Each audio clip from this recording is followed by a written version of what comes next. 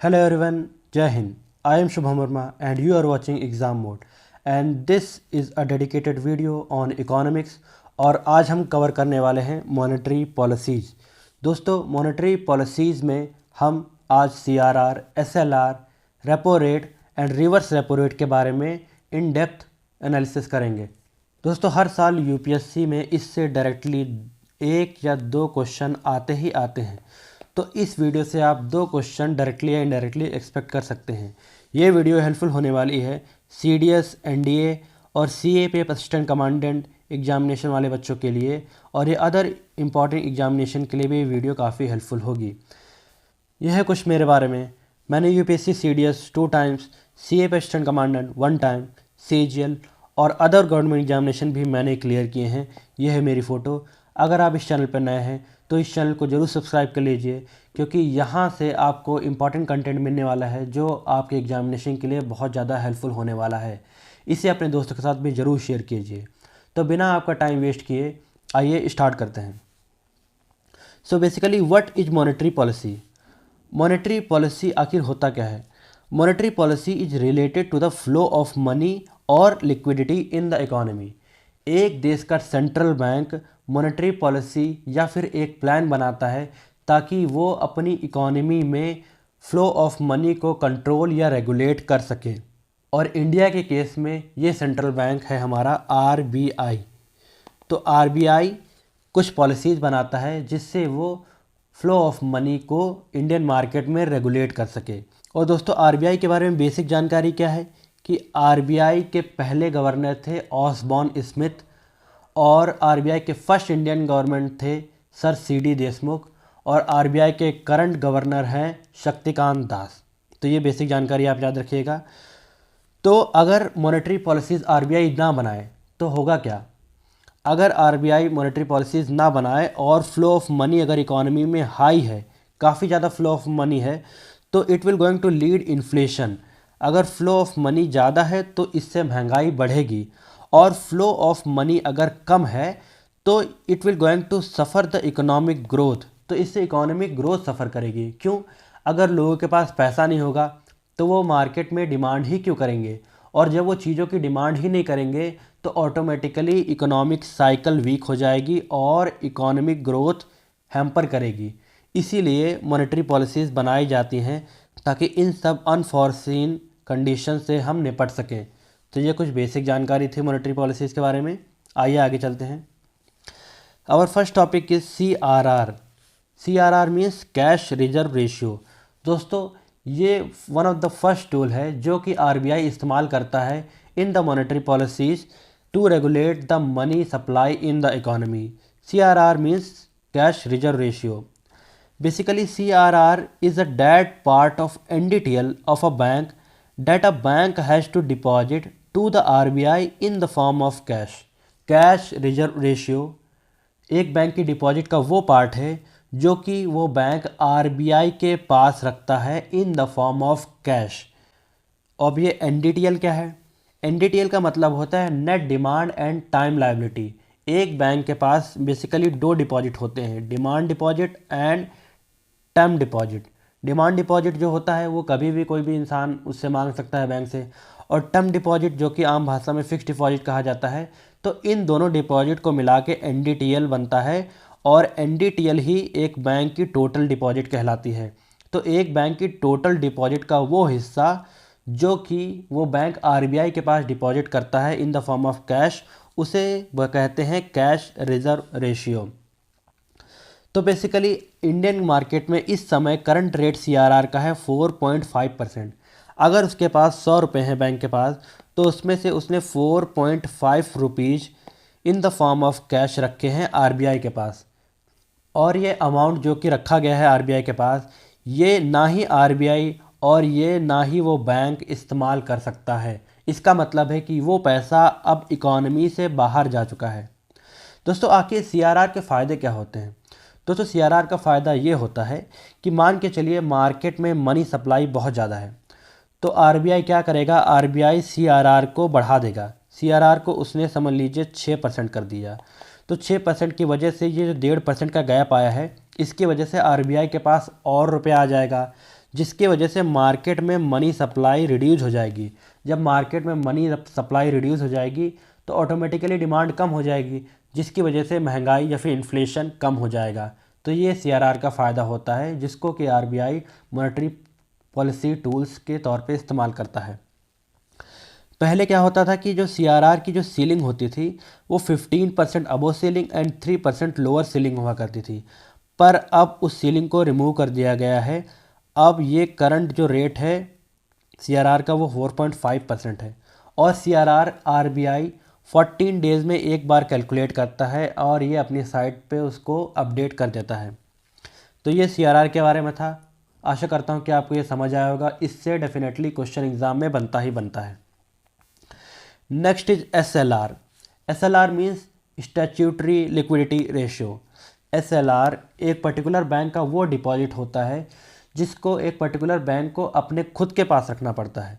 इसका मतलब है वो बैंक उस रुपए को बिना RBI के मंजूरी के खर्च नहीं कर सकता है। And SLR includes cash, gold and government securities. इन तीनों को मिलाकर SLR बनता है। और करंट SLR रेट क्या है? वो 18% है। तो एक बैंक के पास अगर 100 रुपये थे तो उसमें से 18 रुपये उसको रखने पड़ते हैं in the form of SLR, जो कि इंक्लूड करता है कैश, गोल्ड और गवर्नमेंट सिक्योरिटीज़। गवर्नमेंट सिक्योरिटीज़ के बारे में मैं आपको अभी आगे बताऊंगा। दोस्तों SLR को भी कैलकुलेट करा जाता है फोर्टनाइटली, यानी कि 14 दिन में ये एक बार कैलकुलेट होता है और RBI अपने साइट पे इसे अपडेट करता है। पहले SLR की अपर सीलिंग 40% हुआ करती थी और लोअर सीलिंग 25% हुआ करती थी, पर RBI ने इसे अब रिमूव कर दिया है। अब करंट में ये रेट है। दोस्तों SLR के कुछ ड्रॉबैक्स भी होते हैं। मान के चलिए कि SLR में एक पर्टिकुलर बैंक SLR मेंटेन कर रहा है in the form of gold and government securities. तो इससे क्या होगा? इससे दोस्तों मनी सप्लाई में कोई इफेक्ट नहीं पड़ने वाला है। अभी भी कैश जो जितना पहले था उतना कैश अभी भी मार्केट में है, क्योंकि कैश के फॉर्म में उसने SLR मेंटेन ही नहीं किया, उसने तो गोल्ड और गवर्नमेंट सिक्योरिटीज़ के फॉर्म में मेंटेन किया। इसका मतलब है मनी सप्लाई अभी भी मार्केट में उतनी ही है, तो इन्फ्लेशन का रेट अभी भी मार्केट में सेम ही मेंटेन रहेगा। इससे इन्फ्लेशन के रेट पे कोई ज़्यादा इफेक्ट नहीं पड़ने वाला है। तो दोस्तों SLR का ये मेजर ड्रॉबैक है। इसीलिए SLR को मैक्सिमम बार कई बार इसे वीक मॉनेटरी टूल भी कहा जाता है मॉनेटरी पॉलिसी का। तो ये आप याद रखिएगा कि SLR को मेंटेन किस चीज़ में करा जाता है? Cash, gold and government securities. तो ये भी एक मॉनेटरी टूल था, पिछला CRR और ये SLR। अब आइए आगे चलते हैं। So basically what is government securities? मान के चलिए कल गवर्नमेंट कोई स्कीम लाती है। अगर उस स्कीम को कंप्लीट करने के लिए गवर्नमेंट को फंडिंग चाहिए और उन फंडिंग के लिए वो मार्केट में क्या करेगी? गवर्नमेंट सिक्योरिटीज़ इशू करेगी। तो उस गवर्नमेंट सिक्योरिटीज़ को RBI का काम होता है कि उस गवर्नमेंट सिक्योरिटीज़ को वो सेल करे मार्केट में, और मार्केट से जो पैसा मिलेगा उसे वो गवर्नमेंट को लौटाएगी। तो बेसिकली ये बहुत ज़्यादा सिक्योर्ड बॉन्ड होते हैं जो कि गवर्नमेंट सेल करती है मार्केट में, और इन बॉन्ड्स को परचेज़ करता है बैंक्स। जितने भी बैंक्स हैं वो अगर इन बॉन्ड्स को परचेज़ करना चाहते हैं, अगर उनके पास एक्स्ट्रा फंडिंग है तो वो इसे परचेज़ कर सकते हैं। तो इससे बेसिकली होगा क्या?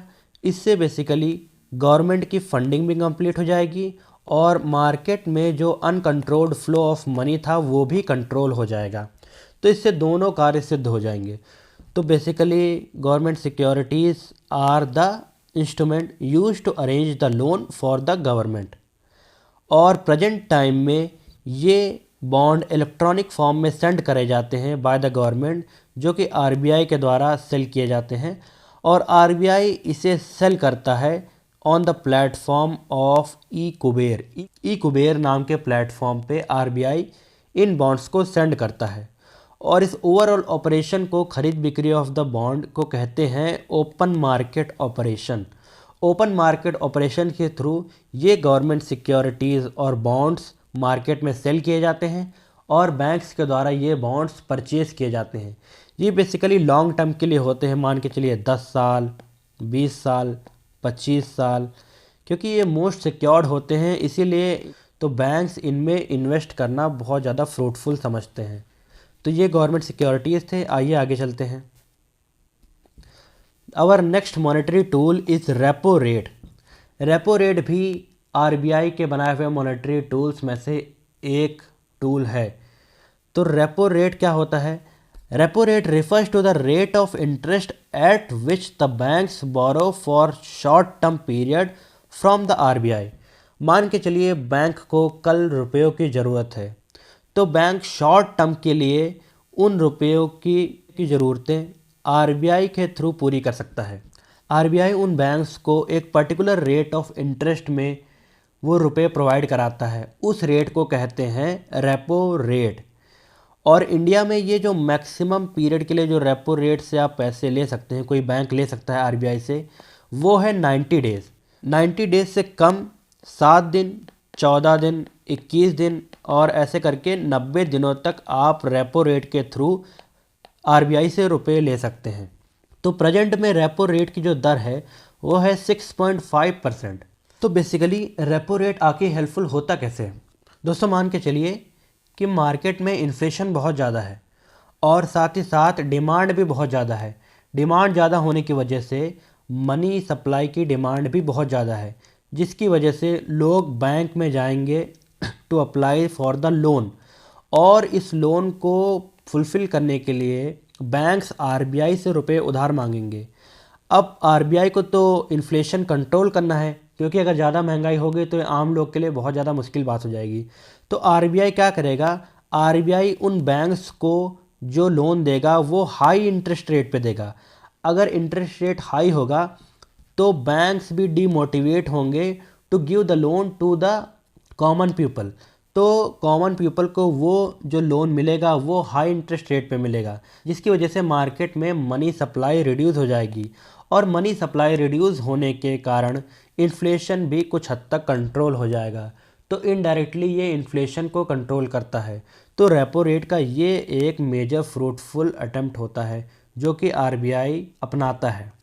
सो रेपो रेट बेसिकली दो तरीके के होते हैं, पहला overnight repo and second is term repo.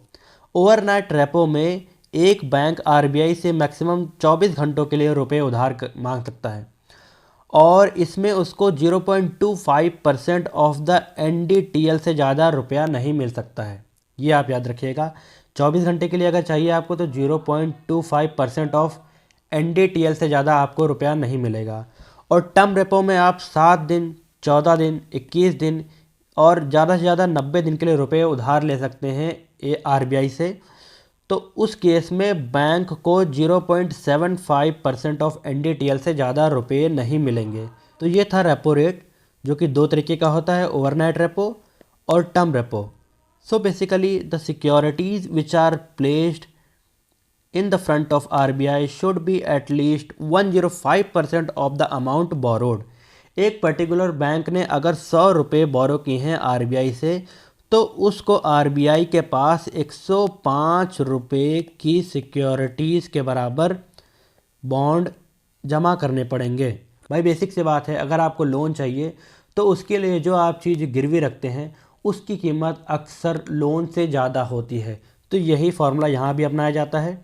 So this was repo rate and it is a important monetary policy tool जो कि आरबीआई इस्तेमाल करता है। आइए आगे चलते हैं। Our next monetary tool is reverse repo rate. Reverse repo rate क्या होता है? It is the rate at which RBI borrows from the commercial banks.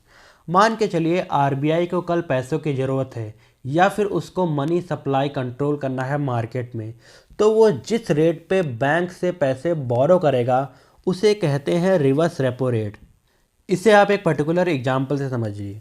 मान के चलिए ये ए बैंक है और ये आरबीआई है और ये कोई बी पर्टिकुलर बंदा है। मान के चलिए ये बिजनेसमैन है, और ये बिजनेसमैन अगर बैंक से रुपए उधार मांग रहा है at the rate of 6% interest rate, और आरबीआई उधार मांग रहा है बैंक से at the rate of 4% interest rate, तो फिर भी इस केस में ये बैंक आरबीआई को ही लोन देगा। क्यों?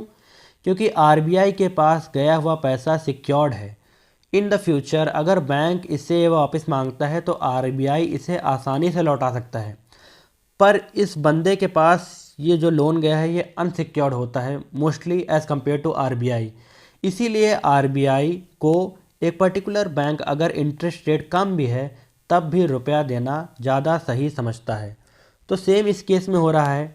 Reverse repo rate is always less than the repo rate. Reverse repo rate 3.35% है और रेपो रेट है 6.5%।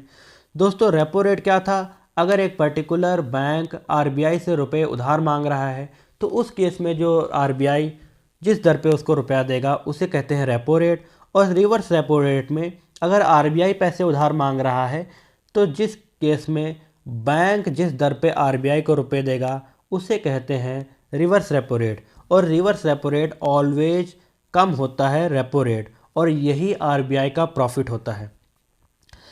ये देखिए, as reverse repo rate is always less than the repo rate, this automatically leads to the profit of the RBI. और RBI का यही वो profit होता है जिससे वो गवर्नमेंट को डिविडेंड प्रोवाइड करता है और साथ ही साथ अपने कंटेंजेंसी को भी मेंटेन करता है। तो ये monetary reverse repo rate monetary tool भी इस्तेमाल किया जाता है to control the money supply in the economy. दोस्तों ये चारों मोस्ट इम्पॉर्टेंट मॉनेटरी टूल्स हैं जो कि आरबीआई इस्तेमाल करता है to control the money supply in the economy. दोस्तों ये पहला लेक्चर था मॉनेटरी पॉलिसीज़ का। ऐसा एक और लेक्चर में लेके आऊँगा जिसमें मॉनेटरी पॉलिसीज़ के और टूल्स के बारे में मैं डिस्कस करूँगा। उस टॉपिक से भी आपको 1 या 2 क्वेश्चन एग्जामिनेशन में मिल ही जाएंगे। दोस्तों अगर आपको ये लेक्चर पसंद आया है तो हमारे चैनल को सब्सक्राइब कीजिए और इस वीडियो को लाइक कर अपने दोस्तों के साथ शेयर ज़रूर कीजिए। And friends, keep supporting me and stay tuned for the next video. Thanks for watching. जय हिंद।